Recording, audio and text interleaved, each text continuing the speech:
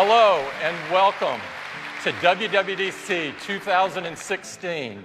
We have a really big and jam-packed morning planned for you, and we couldn't be more excited. We now have 2 million apps on the App Store. We're going to talk to you about 4 Apple platforms: watchOS, tvOS, OS10, iOS. So I am really excited to talk with you about watchOS and show you some of what's ahead. Your app should actually respond instantly. Are you guys ready? Okay, don't blink. That's it.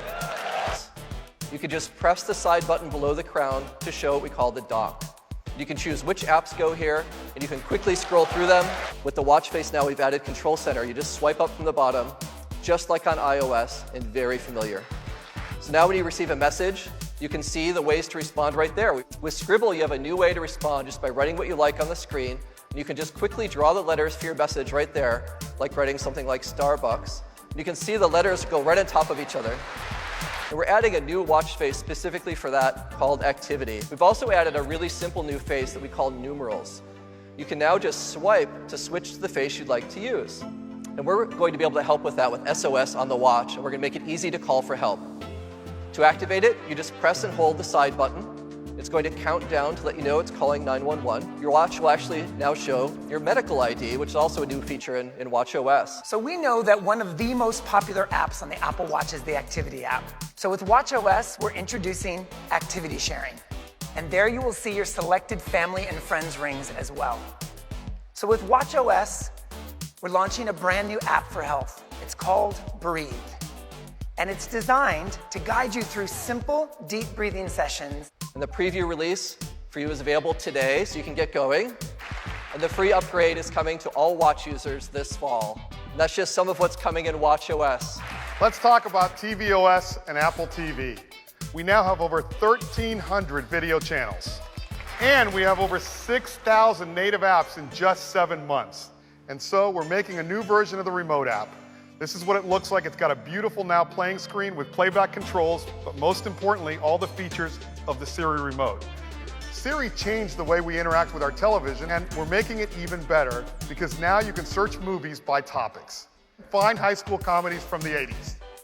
Now, Siri actually searches over 650,000 movies and TV shows now. But what about YouTube? Search YouTube for Steph Curry's three-pointers.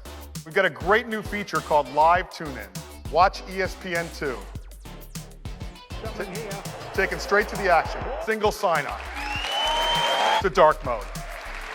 And all of you will get a developer preview today, and our customers will get it this fall. The name of the world's most advanced desktop operating system is now macOS. Our latest, newest OS 10 is macOS Sierra. Auto unlock, like this. And we're in universal clipboard. But what if when you were on even your iPhone and you found some text and you just went to copy it, that when you then went to your Mac, well, you could just paste it right in. So let's make our desktop available on our other Macs as well, and have those files be available to us on the go on our iPhones. Next up, optimize storage. First, it helps you make room for the files, your new files, by keeping your older ones up in the cloud. But we also want to make it easy for you to get rid of files you'll never use again. We turned on all the switches for optimized storage, and we went from 20 gigs free to 150 gigs free. We're bringing Apple Pay to the web. When you click it, a sheet comes down and actually prompts you to securely authenticate your purchase using continuity right on your iPhone with Touch ID. Picture in picture. Well, now you can push the picture in picture button. Your video goes into a nice little pip. Hi, it's me. It sure is great to be on the Mac. Show the files I worked on last week about the offsite. Have I ever told you your filing is so stylin'?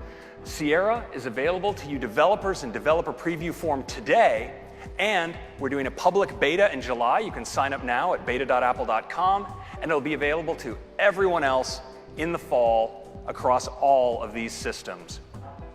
pleased to introduce iOS 10. In iOS 10, we've redesigned the experience of the lock screen. I just raise my wrist and my phone wakes up just like that. This is especially great with messages. Let's 3D touch into that one. And here you see, I see the message that was sent to me. I can respond right here. Control Center is available from the bottom of the screen as well, but if I swipe over, you see we have a special area for our music. We've made it easier than ever to get at your camera from the lock screen. So I can just slide over from the right, and there's my camera. And we've made it easier than ever to get at your widgets. Just slide over the other way, and if I want that widget available to me at all times on my Today view, I can just add that widget like that. If I tap in, live action. Siri, because we're opening up Siri to developers. Send a WeChat to Nancy saying I'll be 5 minutes late, quick type. Well, now we're using deep learning, and so it can extract information from a message that maybe says, oh, you're talking about dim sum at 11 a.m. on Sunday. Well, when you go to automatically create a calendar event, Siri can pre-fill it for you. Photos. The big news in photos this year is advanced computer vision. Facial recognition to object and scene recognition as well.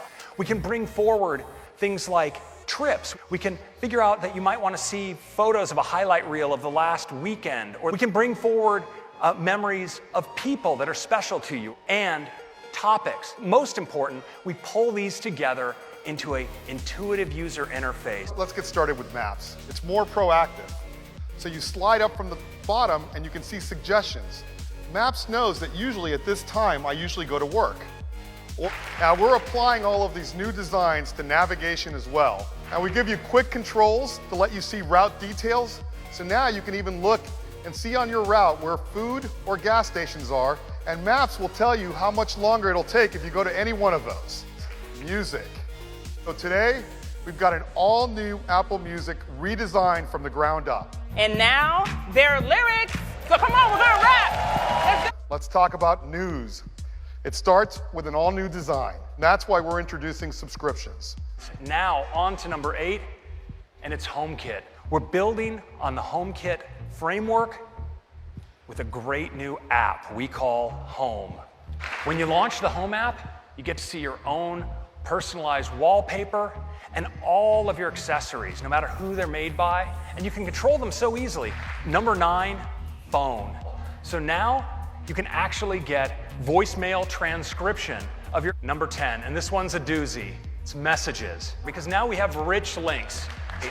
And it's especially awesome when you get shared with things like video, because they can play right in line. You know, people really love emoji, and now we've made them 3 times bigger. And to help you always reach for the right emoji, we're providing emoji predictions as you type. When you tap on the emoji button, we'll highlight all the emojifiable words there, and you can just tap, tap, tap, tap, and emojify. We have bubble effects. So if you want to say it loud, you can say it loud. You know, sometimes you want to get across something personal. And invisible ink gives you the way to do that. So you can just slide your finger across the bubble and clear away. And so now we support handwritten messages. Think handwriting bubbles. You see when it comes across, the care there is the ink just settles in. And of course we support digital touch as well, so you can send these very lively sketches. And sometimes what you say really deserves using the whole screen. So now messages can do that as well. And so we're opening up messages to developers as well with iMessage apps. With iMessage apps, iMessage has an app drawer. All of you developers can get the developer preview today. And again, we're doing a public beta this July, and iOS 10 will be available to all of our users this fall. Swift is a powerful and intuitive programming language, so today we're introducing a new app for iPad. We call it Swift Playgrounds, and they'll be able to do it right on their iPad. So we're releasing it with the developer preview today. It will be in the public beta next month, and it will be in the App Store when iOS 10 ships in the fall. What a great morning. Thank you very much and have a fantastic week.